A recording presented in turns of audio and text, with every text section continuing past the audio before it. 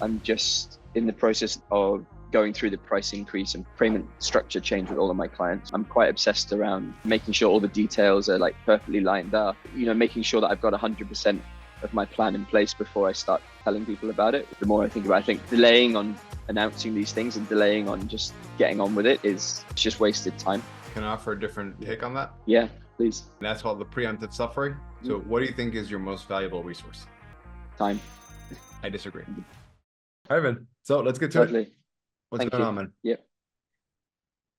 So I guess my main stuff happening at the moment is I'm just in the process this week of going through my price increase and payment change change with all of my clients. So so I'm kind of halfway through going through that with them in person when I see them each time. Right. So reception to that has been better than I expected, actually, which is always what you say, which is good. So like that, it's been a bit, to be honest with you, it's been like the last month, it's been kind of playing my mind quite a lot, like the anxiety behind telling them about it and stuff. But slowly but surely, the more people I tell, the less I care about telling people, and the more so that's going quite well.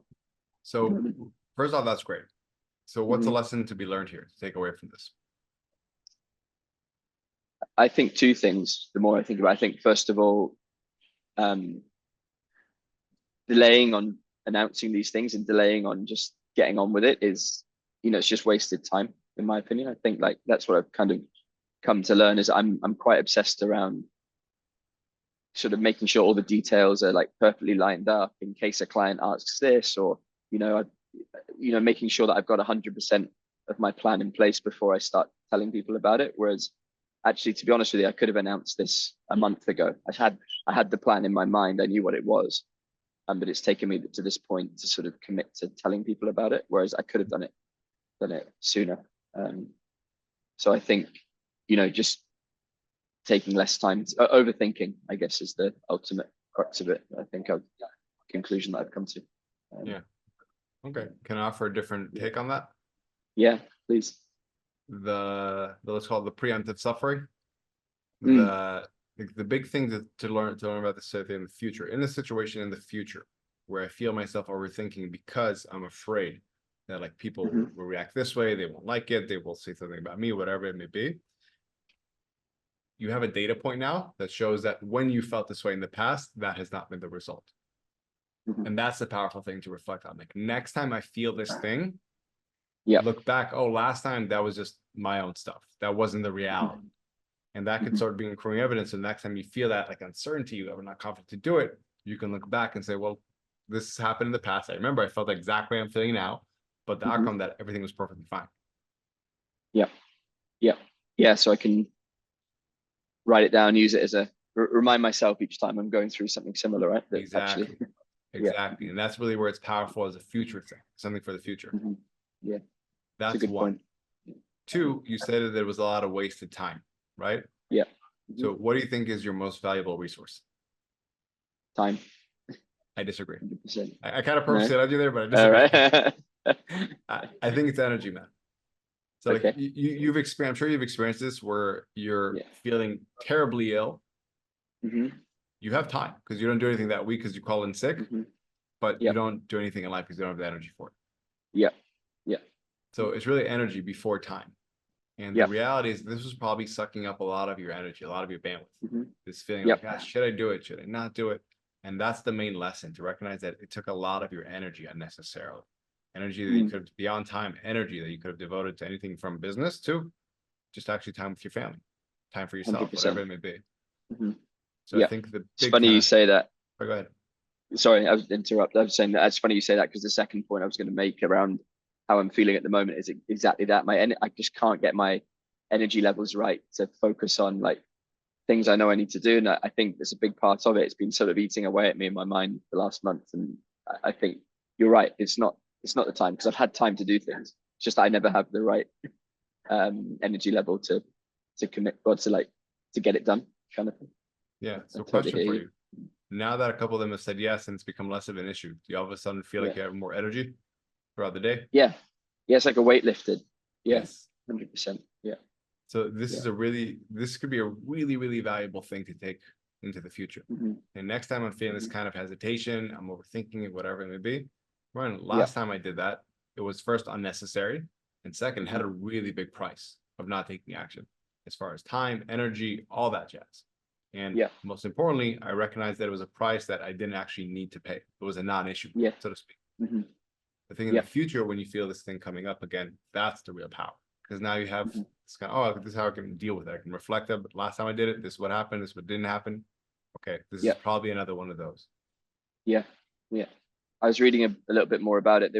I don't know if it's got a term. I think that the article I read was calling it like anxiety cost or something. They were saying that basically the time from which you know you need to do something to which you actually do it, this whole cost in between is like eats up. Like I was thinking it eats up your time, but actually you're right, it eats up your energy. That's exactly what it does. It just like eats away at you, and you don't realize until you actually do it that everything lifts. So Yeah. no, So first of all, yeah, that's great, man. Like mhm. great on that you're doing it, and also great that you Yeah, have this moving forward. You have this tool now. yeah, yeah, yeah, yeah. I'm pleased, definitely moving in the right direction. It's great, So man. it's a good thing.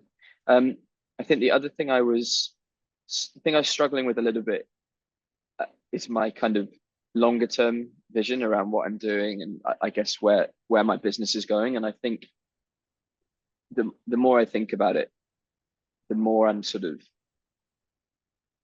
I feel like, I remember you said to me before in the arena that you were like, you've got to sort of shift your identity in a way to like something that's not just like what I'm doing at the moment. You've got to think of as the person that you are in the kind of in the future. And I'm struggling to kind of bridge this gap between like where I am now and what this person looks like in the future.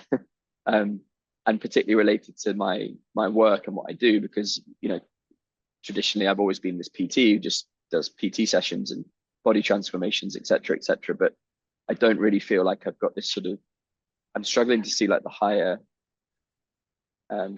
vision behind like where I could go next with it. I'm just wondering if you have any sort of tools or things I could do to help me see that, or Great. exercises, or Yeah. So does that make a couple sense? things. It does. It Yeah. does. Okay. First thing, just to clarify, you said I don't know how to bridge that gap. So you're not yet at a place where how you bridge the gap. Right now, you're just at a place where you need to clarify the vision. After you Okay. clarify the vision, that's when you bridge the gap from where I am right now to where I want to be. Yes. And that in of itself could be why it's a bit challenging for you, because a lot of times people get stuck without recognizing it in the how before the what. So how do I do Right. this before what do I want? So let's just right now together figure out, okay, what would you want in 5 years from now? And forget about the identity of I'm just this PT guy, I just do this, whatever it may be, because that's not true, dude. You've done a lot of things in your life. Like, I don't know how to break it to you, Tom, but you're succeeding in one of the most challenging places in Asia to succeed, in Singapore, like financially. Yeah. So you're capable. Yeah. Now, what would you want this thing to look like if you could have it? What would you want in 5 years from now, this business to look like? Is it an online course business? What would you want? I think for me, it's sort of becoming a bit more of an authority figure in the field of what I'm doing. And in terms of the work I'm doing, it would be 80% online and sort of remote delivery, probably, but with like still a sort of 10-20% component of doing what I do now, but maybe for sort of wealthier clients, for sort of higher level, quote unquote, individuals that want to use my services. So like, I guess, yeah, that actually summarizes it. I think in terms of the work piece. And then from the family side, it's the reason behind that is because I'm spending more time with my family and freeing up my time to, move away from the typical gym floor stuff that I'm doing all the time at the moment.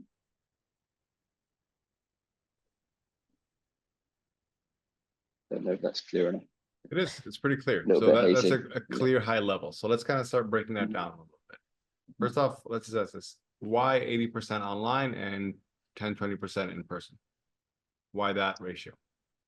I think that logic's based around the fact that I don't want to completely release the in-person stuff, because I feel that actually it helps me quite a lot with the online piece as well. Just having a slight connection to the gym floor still, and that piece, and coaching clients in person helps me keep my skills honed, which I know will help me for the online piece. So Right, so this is really interesting. specific. Because what you're saying here, if I can reflect it back to you, you're saying, I want to utilize the in-person in order to actually build the online stuff. It's just a tool for that. Plus, there's a little bit of cash in it, but it's really a tool for that. Yeah, I would say so. Yeah, actually, now you say that. Yeah, because that's what I'm kind of hearing from you that I think Yeah, we piece yeah, together. Say like I keep it as the minimum necessity in order to keep building the online stuff, because it allows me to actually film, record, build the programs out with people, see what it is, all that kind of jazz. Exactly that. Right. So first of all, I think that's already, we have some clarity on like why you're doing it, how much you're going to do of it, and all that kind of jazz. What do you think about that? I've never thought it that way around, but when actually you speak to it, say it back to me like that, it's exactly right. It's like maybe I had in my mind both parts were equally important, but they're clearly not equally important to me in terms of where I want to go. Yeah. So it's interesting, and it makes a lot more sense. Yeah, it's almost like I use the PT part as a tool to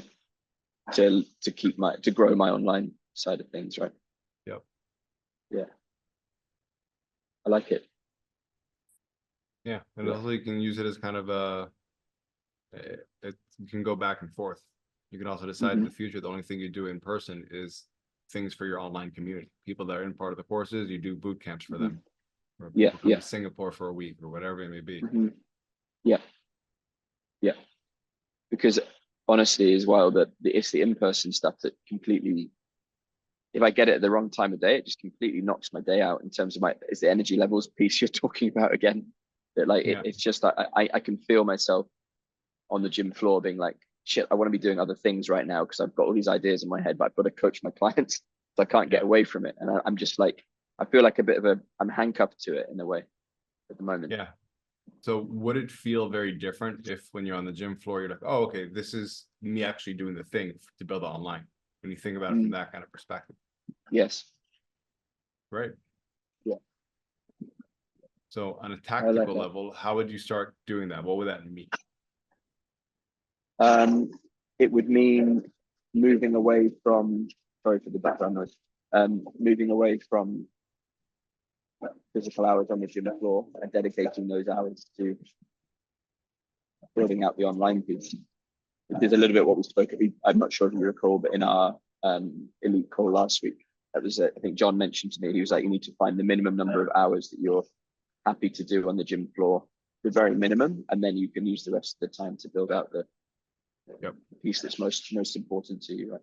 So I think tactically that's what tactically at a slightly higher level, and then like even more tactically than that, I guess it's about reducing my hours physically, just saying to clients I don't have, defining my schedule and then saying, right, I don't have time to train you within those, or I'm a bit more selective about the people and times I do train people.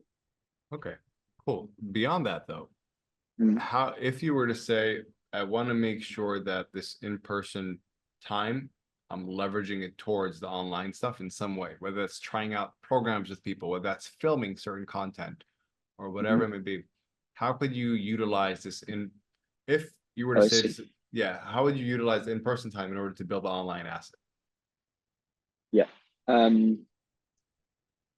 So the way I've thought about it a lot is that I use the results that I'm able to get with clients in person in the gym already. I use that as sort of marketing material that can then build my reputation a bit in the online space, which is my online presence is pretty minimal, to be honest, at the moment. So I think that's the way I've always thought about it, is like focus on the results with my in-person clients, which I can then get use that as evidence for that I'm a good trainer, etc., etc., etc. And then I guess a couple of the things you mentioned there, it's like filming content. It's trying out new programs and things that might resonate with people, my online clients as well. Trying to think what else, isn't it? I also use it a little bit to sort of keep practicing my like coaching skills in terms of like the way I deliver, not the physical coaching, but the more like goal setting pieces that are really important with online clients.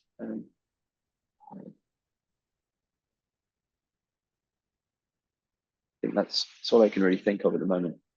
Right. So we got a couple of things here. So first off, Mhm. I think you just creating content out of that.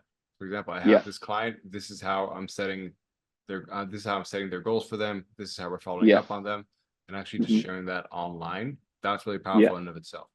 That's one. Okay. Two, I think the thing that you're saying, you get results for clients.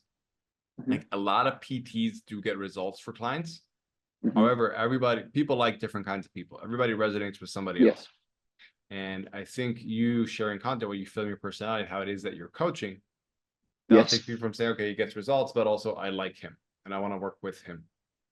Yeah. And what could be interesting is instead of thinking in the terms of like what we talked about last week and what John recommended, as far as what's the minimum amount of hours I can work with these people or whatever it may be, that's Yeah. one way of thinking about it. We're just thinking this is just a cash grab, so to speak. Mhm. But if you're thinking this is a tool for my online stuff, it's a bit of a different mode of thought. It's about saying, what kind of people can I work with that will help me expose this online? So for example, you can say one of the filters will be, do they allow me to film our sessions and put them online? That can be a really big thing. Because Yeah. imagine if just your online work, let's say you have, I don't know, 6 clients a week, and all Mhm. 6 of them are clients that allow you to film everything and then put Yeah. that online. That's Mhm. really helpful, right? Somebody Yeah. can see what it is. Yeah. But if 90% of them say they don't want me to film stuff, then it's a Yeah. complete sap on it's not a good use of that resource, right? Yeah. I mean, then that just Yeah. means you're getting just money from it. You're not building the Mhm. asset with it. Yeah. Yeah. Mhm. And that's fine. If you say you have 2 clients that just really want to pay me a lot of money and they don't want to be filmed, cool. If that's what works, that's what Yeah. works. But Yeah. if it's just important to know what you're optimizing around, is it building the Mhm. asset or just using this as a cash grab, so to speak? Which again, cash grabs are valid. Yes. Mhm. Yeah. What do you think about that? I think it's a great mindset shift.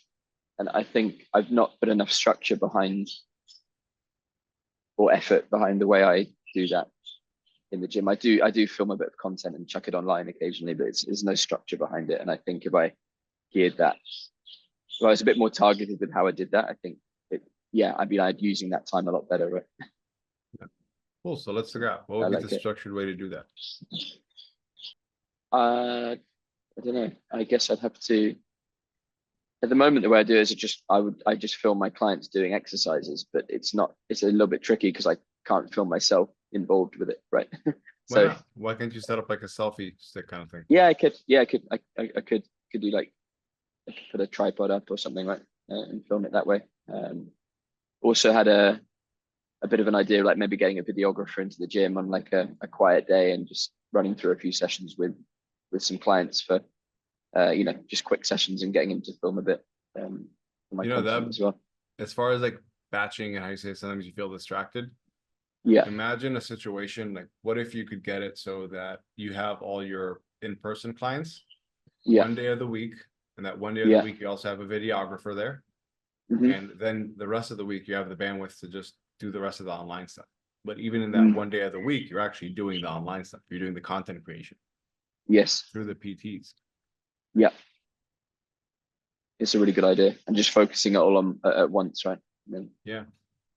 yeah, And you just know that day that because of what I'm hearing from you a lot is that you feel the sense of frustration that I want to do this thing, but I'm doing this thing now. I'm kind of all over the place. I'm doing an hour here, an mm. hour there. Yeah, And I think having that, making that decision that just on Tuesdays, that's PT and content day. yeah. That'll give you the peace of mind on Tuesdays. Say, okay, this is where I'm not wasting my time here. I'm actually creating content. And I Hmm. recognize that for that day, that's all I'm doing. And this is a day very well spent. It's both Yeah, making me some upfront cash and we're yeah. creating content. This is a great day well spent. And it won't cause that Yes, kind of agitation. It's also causing more wasted energy. yeah, yeah. Hmm. I like that. Thank you. It's a total shift in it's just a total shift in the way I think about my in-person clients. That whole idea of them as like but not the clients, but the idea of training people in person. It makes it much more like it takes it away from it being like something that's taking away from what I want to do and actually adding to it, right? Yeah. It's the same thing essentially, but just a totally different way of flipping it. Yeah, because you're utilizing it now for your asset. It's not just something that you Yeah. have to do along the way until you build this thing. It's Mhm. actually something that helps you build this thing right now. Yeah. Yeah. I love it. Yep. Thank you. Do you think Very helpful. how would the path look like? Is it be just talking to your clients and telling them this is how it's going to be, or how would that In shift terms look like? in terms of implementing a like a tactic like that, you mean? Correct. Yeah, I think I would just run it by them, and I know the people it would work best with. I know the people that would display best with online, and Yeah. most of them, just thinking in my head now, would be fine. But I think it would just be a question of informing them and checking they're okay with it. Yeah. Yeah. Right. And like, There's again, not too many obstacles there. yeah, The only the worst obstacle I'm case, thinking of in my head is just the gym, whether or not they'd allow me to film to that degree each week. But I can check that. you can check that. And also you can always offer, you can always understand people's incentives. So Yes. whether it's the gym and you say, guys, I'm going to promote the gym as well here, like Oh, yeah. speak to Good that idea. incentive, whether it's the Yeah. clients that some of them be like, "Oh, let's offer you a little sweetener, we'll add a like we'll give you a free session." Because honestly, Yeah. it is a win for you. You can make it a win for them. Yeah. The people that are doing this, they're also going to get a free session once, blah blah blah, or like discount this or whatever it may be, and find a way where you're saying, guys, we're going to make this a win-win. Yeah. Yeah. It's a good point. Yeah. And would it be easy to find a videographer? And I just don't know the local market in Singapore, how that is. Yeah, I know a couple of them, or I know, at least know a couple of trainers who have used a couple of videographers. So I can definitely. I haven't got to the point of researching it yet, but Right. there'll be loads around. Yeah. Right. So, okay, this sounds very doable. Yeah. Yeah. I like this. This is great, man. Amazing. I feel like this is a really like within like Yeah. 25 minutes, we've got very clear on how we can make sure that it's not two separate businesses, but it's actually Yeah. feeding into the main thing. Yeah. And I think this It's is not exactly something. why I can't do without you in my corner. I appreciate that, man. Yeah, no, for sure. And every time I speak to something that comes up like this, which is Yeah, but I think this is a way to get there in like a year. Not a year, honestly. Mhm. This is a way to get there in like a month after sorting all this out. And all of a Yes. sudden, this is the big thing. And this is a structure Mhm. where it starts getting you moving you forward and forward and forward. Yep. Thank you. A bit to work on there. It's great. Yeah. Do you have any other questions, or have you just kind of like nail this in 25? No, that's great. Yeah, it was just no, that's I didn't have any questions. I was just trying to work out that longer term vision and how I could align with it. I think I need to do more work in the background myself anyway around clarifying what that longer term vision looks like. And I have it kind of hazy in my head, but maybe not detailed enough, maybe not described enough, written down and Yeah. locked in. So I need to do a bit more work on that. But the online piece is a huge part of it, which we've just discussed, which I think is where I'm trying to move at least in the immediate sense. Yeah. Okay. Right. So what are your main takeaways from today? Just that mindset switch that you just described to me around the PT, because it's really been draining me thinking about it, because it always feels like it's detracting from what I really want to do. So the clarity around that and the mindset shift around me using it as a tool rather than it being a burden on me, I'd say that's the biggest takeaway. And then the energy piece that you mentioned at the start as well, which is huge. And the fact that the difficult decisions and the difficult steps you need to take are often the things that clear that or that give you that energy back, right? Once you've done them. Yeah. So Yeah. So I think for those were mine as well. And what I would add yeah. on to that is just kind of a mental model that if I feel that my energy is starting to get drained, I'm starting to get frustrated at something, then I need to stop and ask why. This is the big thing, because I feel like probably you went along this month without recognizing why this is going on. You were aware that you're kind of getting agitated about the PTs, or that you were feeling a bit tired and you had this pricing thing. Just stop and ask why. If I feel that's a trigger for you to say, like, okay, I need to take a step back. Not a trigger, sorry, a tripwire. If I feel this kind of energy sap or this kind of agitation, then I take a step back and I recognize, okay, what's going on here? Yeah. And if it's just me delaying because of possible unpleasant feelings, then recognize that me delaying is going to give me guaranteed unpleasant feelings. You know what I mean? 100%. And actually, this month I've been feeling like this sort of anxiety building. I know why it is now, but actually, I was just defaulting to the fact that it was like, oh, because my mother-in-law was in town, and because I've got a baby who can't sleep properly. You just default and you think you blame it on all that stuff. But actually, it was this whole pricing thing that was really, really the burden on me. Had I just got rid of that, that would have cleared us so much more energy. I'd never really stepped back to think of it that way. So yeah, that's awesome, very man. helpful. Yeah, thank you. All right, anything else? Should we call it a wrap? Super helpful. No, that's great, man. All right, thanks, man. Appreciate it. Bye. Thanks a lot, man. Take care.